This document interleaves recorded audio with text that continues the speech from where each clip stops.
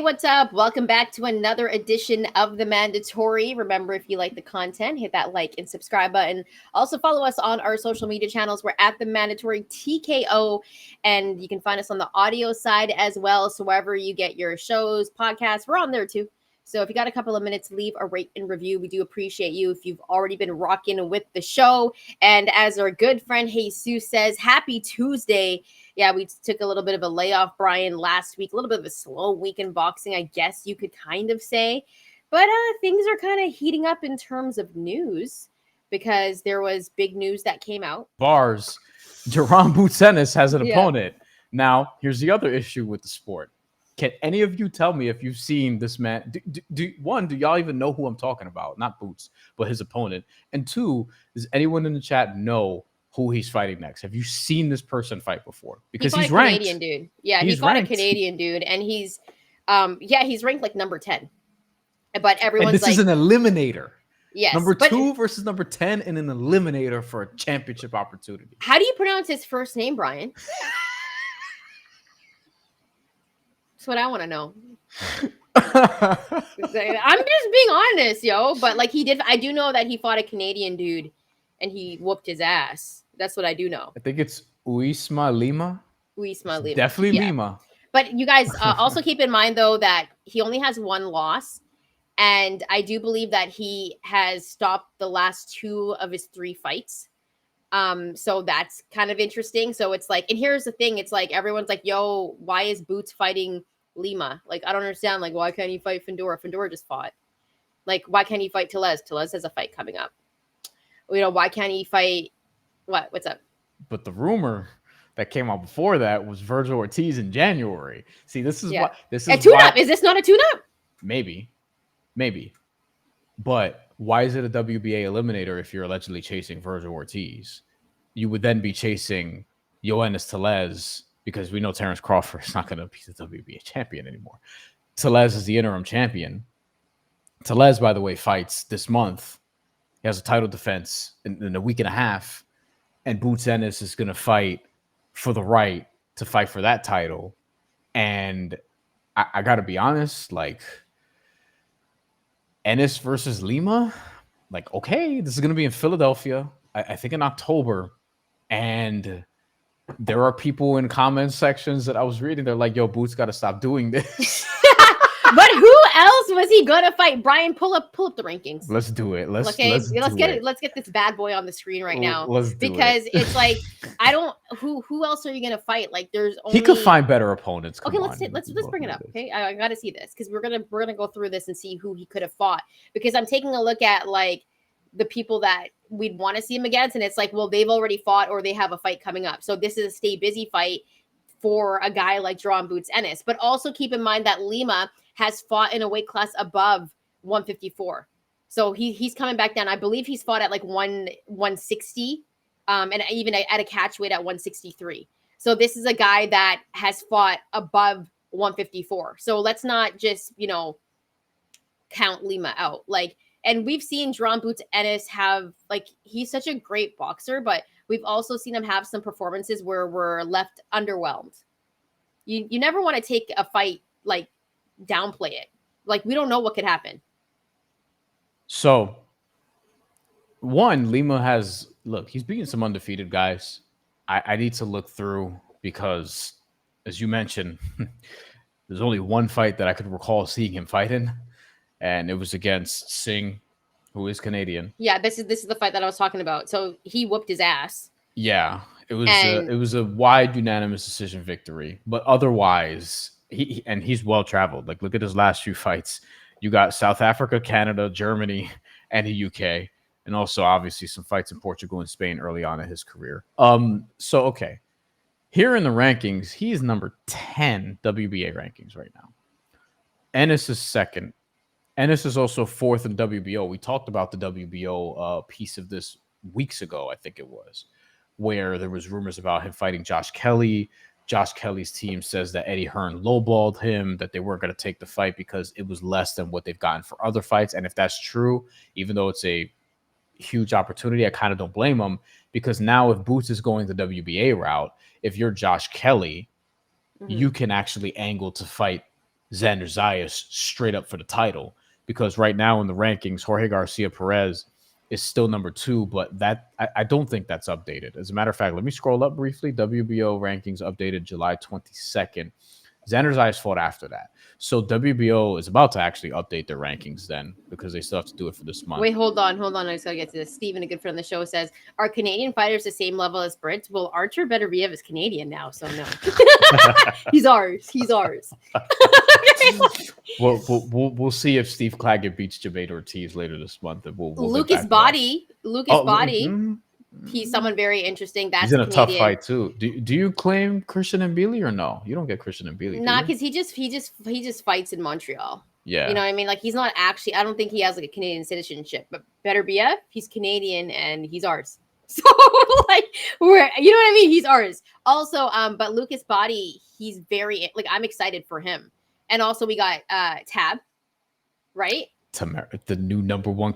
Okay, like we got some heat coming out of Canada, y'all. We got some legit heat, and we also got that guy that is from Vancouver that signed to the money team. Brown. Yeah. So young prospect, really, he can hit, he can crack. We talked about him briefly. I believe he also trains with like Mayweather's dad. He signed to the money team, and so. Listen, Canada's got some heat coming up. So the Brits still got you on volume and number of champions right now. Of course. Of course. Like the one Canadian that I remember growing up was Gotti. Like to me, he's probably the most famous. But Tam Tabalt, to your point, might be the best like prospect of everyone from the 2024 Olympic class. Yeah. She's the one right now that's the most like advanced, I think. Lewis Richardson, who's from the UK, who's actually fighting soon, who medaled in the Olympics. He looks like he's going to be like a legit, or at least a good fighter. We'll see to what extent. And he's fighting 6-rounders already. And I'll also say this, the Brits have a great history of boxing. Like, and it doesn't even, Canada does not compare. Yeah. Like their history and the culture of boxing there is amazing. I wish Canada was like that, but go ahead. But in basketball, we coming too. We coming too. Yeah, UK got some catching up to do in basketball. Anyway, okay. Boots, number 2, WBA. Number 1, WBC, which is why people were like, hey, Virgil Ortiz, this makes sense. Sebastian Fedora. But he's fighting Lima instead. Lima also ranked number 9 by WBC, but this is supposedly a WBA eliminator. So it's just confusing. And if I'm looking at here, so why would you fight Jesus Ramos? Like, that's a good fight.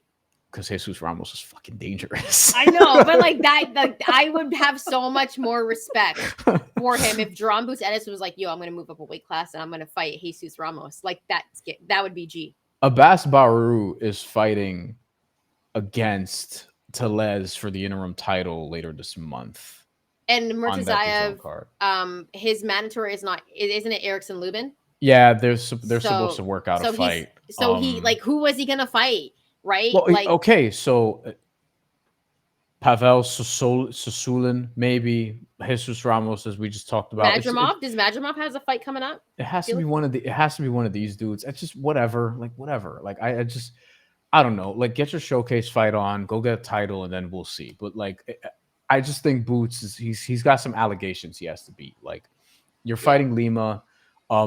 Dan Rafael basically was like, this guy's not even more dangerous than Karen Chukadazan. And I was like, well, Chukadazan actually like had like a modicum of success against Ennis. Yeah, he did. You know what I mean? Like he made him struggle in the first fight, although he didn't win a round, but he just made him struggle by moving the entire fucking fight. And then in the second fight, he actually landed some shots where it was like, yo, Boots, like, what's good with your defense? Like, what's going on here? Bohacek would be a pretty dope fight too.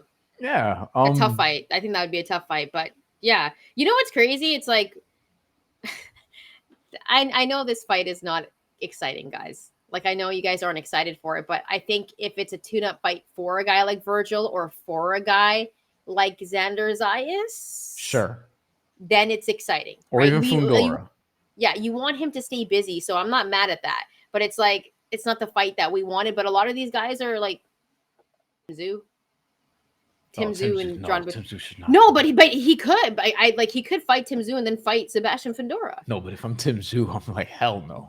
No, you don't want that. I need to win, bro. Like, I think it's kind of done for Tim Tszyu, dude. Like, maybe. I don't think he's done, but I just like, I don't know, man. Jesus Ramos. Jesus says Charles Conwell. Hopefully your last name isn't Ramos. Says Charles Conwell is available, and if I'm Charles Conwell, I do not want Boots Ennis right now. I need a win, bro. You know what I mean? Like, I'm not trying to do all that. Keith Thurman would be my answer. Josh Kelly would have been more interesting. Bohachuk. You mentioned Madrimov. You said does he?